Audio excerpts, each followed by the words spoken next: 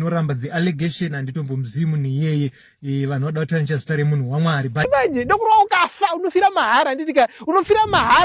Headman Headmaster General Heaven Army Commander General Madungwe vodai kusongana nazvo mushure mekunge vadene zvimwe zvizvarwa zveZimbabwe vechiti ndokurwa ukafa.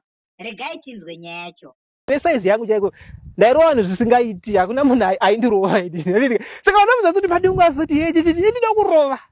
Kuti amufundisa achari kuti ndapusa aiwa Mwari wakatitora takada ende nanhasi tichiri kugona zvese. Handidika vanhu vanoudza kuva devil army ndakatrainwa zvepanyama ndikatrainiwa zvepamweya.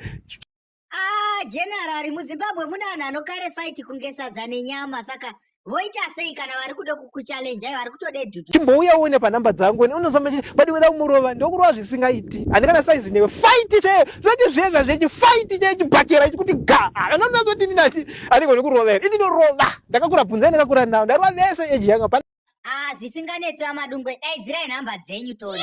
Tirisire nhamba dzangu nepa 076231156 umuona ndokurova zvisingaiti ndoda kwewe ndikukurova kumba kwako handiti mukadzi wako aripo nevana vako kuti uzive zvokutaura next time. Madungwe ada kurova ini manje ndokurova ukafa unofira mahara nditika unofira mahara unosiya vana vari vadiki ziva vanhu kuti amana ndokurova ukafa. Few moments later. Hello Mr. Madungwe. Muri kubatsirwa nei? Ndada kubvunza kuti muri kupa apa ndaona video rachinga muchitipa nhamba zoti tirovani. Ya unopenga mhani webenzi remunhu. Taura kuti General zviri kunzi maakite zveupombwe maakuhurire mukadzi maakuhurira mai Madungwe. Munoti chione mapiketi iri kuona ya makaite kupundikira makaite kumpanyana negero nechimoko chimama tidairewo ipapo tidwe Mr. Madungwe.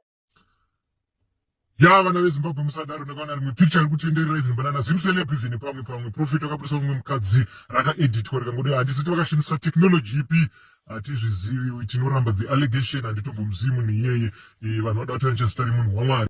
Alright, saka zvimwe zvemunoda kutiudza ndezvekuti chii? Ati munombozeri ndiri nherera varume takatambura kubva tiri vadiki varume unherera ukatishungurudza varume, saka musatishungurudzawo tiri nherera varume, musashungurudza nherera. But munoziva zvinozoita Mwari kana vada kurangarira nherera. Tinogona kungotomuka tatongonzi nase vedu baba vedu sechivhayo enda unoona Victor wa Mwari vanorangarira nherera. Saka musatirwisawo varume tiri nherera varume.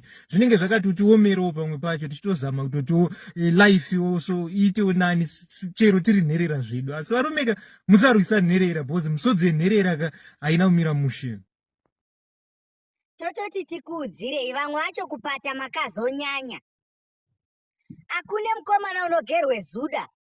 Murume wemunhu tiza neupenyu hwako.